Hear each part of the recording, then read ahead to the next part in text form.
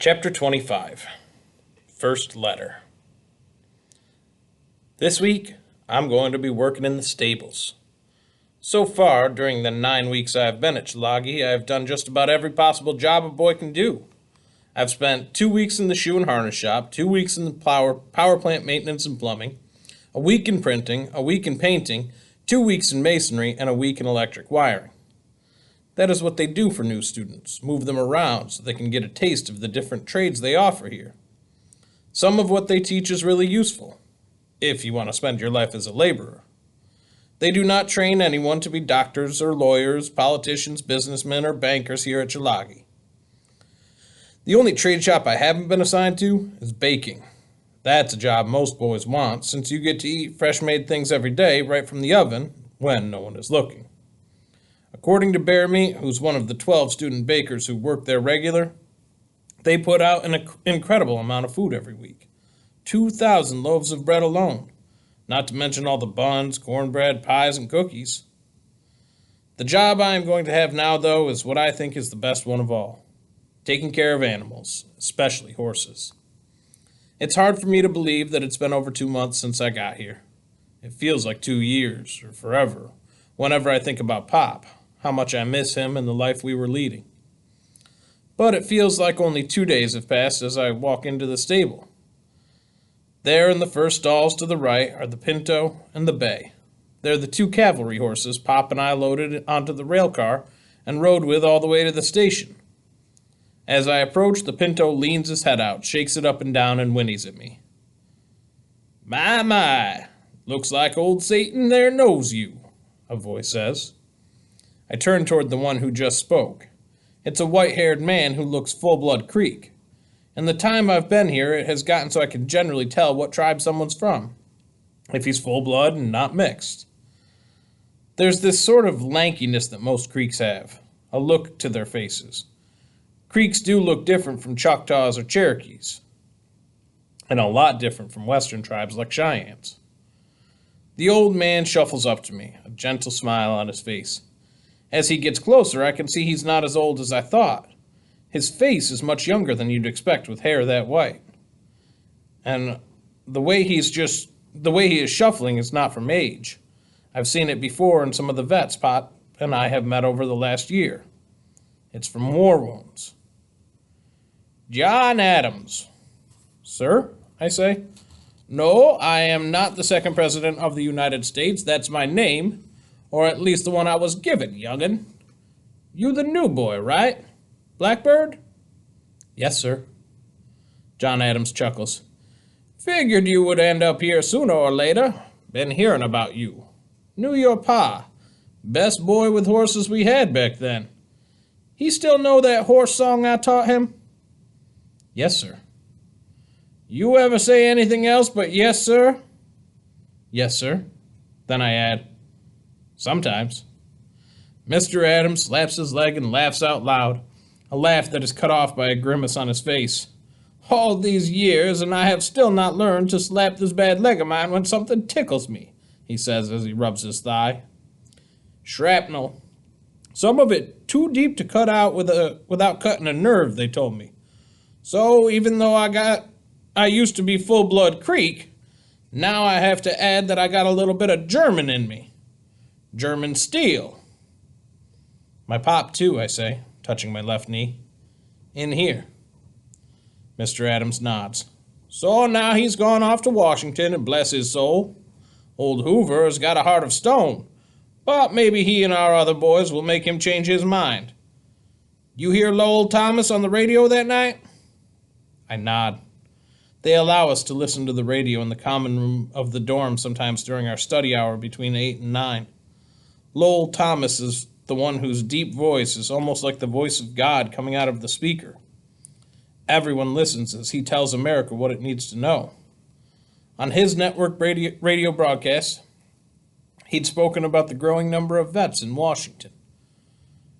The march of the Bonus Army on Washington becomes more promising of excitement every day. I've been following the news of the Bonus Army in the papers, and whenever I can catch a little on the radio, turned on all the time in the hall outside Superintendent Morrell's office. So I know that thousands and thousands of men have made it there. Black veterans and white ones alike, all with one purpose. The whole country is paying attention. The vets have created a tent city in Washington. Some are camped out on the Capitol grounds. More are pouring in every day. Lots of folks have been helping them along the way. Railroad conductors have put on extra cars so that marchers could ride in them. But not everyone has been friendly to those veterans. Some are calling them Reds, saying they should be shot. Some marchers have been beaten and jailed. If I was a man with no job, I would be right there with 'em, young'un. Now, let's go say hello to your friend here. Satan, I ask. Well, that is what I calls him. Seeing now is how he has a devil of a temper on him. Him and the bay. The other 6 are easy as pie to handle, but not those 2. Don't help none that the men brought him and the bay here did not favor us with their names. Dakota. Say again? Dakota is his name. The bay is Blackjack. I walk over to the big horse's stall. Careful now, Mr. Adams cautions. He bites. But he makes no move to interfere, which doesn't surprise me. In the time I've been here at Tulagi, I've learned that the old Indian way is to let a young person try things, rather than attempting to keep them away from danger. You learn by doing, and sometimes by getting hurt doing things the wrong way. That's why the industrial classes taught by the Indian instructors are always more popular than those taught by white men. And also why those who are in those classes, taught by men like Mr. Adams, make more visits to the infirmary. Like I did after putting a metal punch halfway through my palm my 3rd day in the harness shop.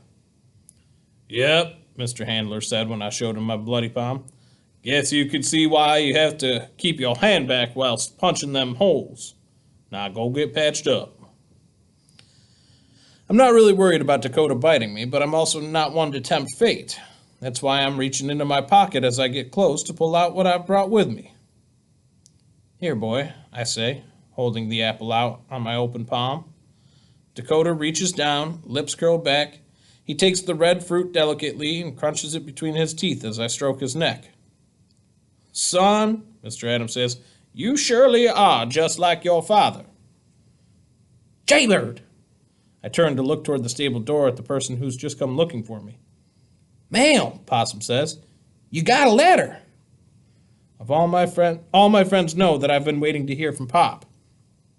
That's why Possum has hightailed it here to let me know that his cousin, who works in the school mailroom and was told to keep an eye out for me, has alerted him that a letter's finally here. I look back at Mr. Adams. Go ahead, he says. He points with his lips at the flat wooden tablet hanging on a hook by the door. Just take that pass so as you don't get in trouble.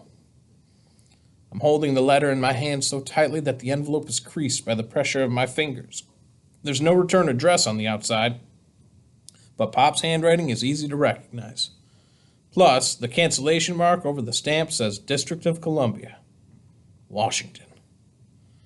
I haven't opened it yet, eager as I am to do so. I don't want to do it where someone else might see me. I want to keep it between Pop and me.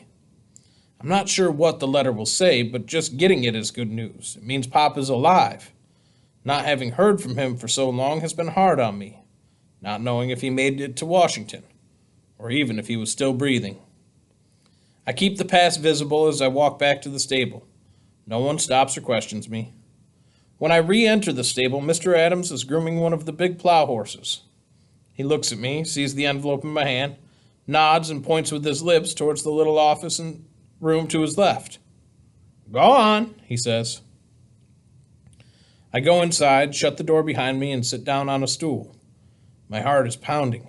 I slip my little finger under the flap to open the envelope. I take out the letter and hold it up to my face.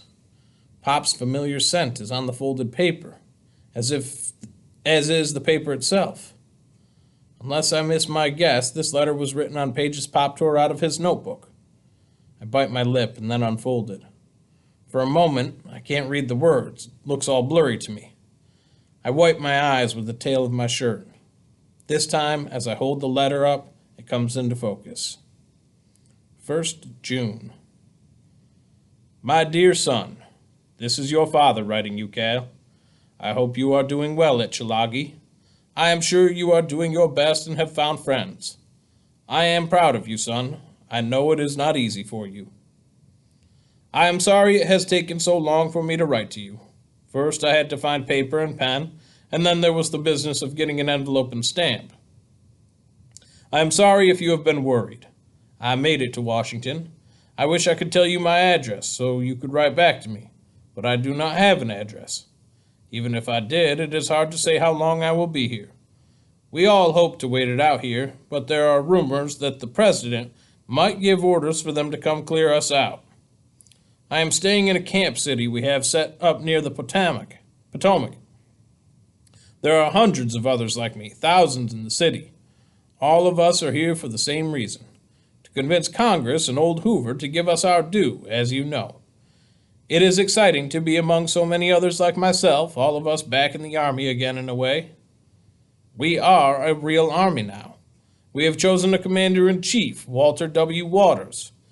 He was one of the ones who first proposed us all coming to Washington back in March. He has been helping keep us organized, getting food, setting up places to stay and all that.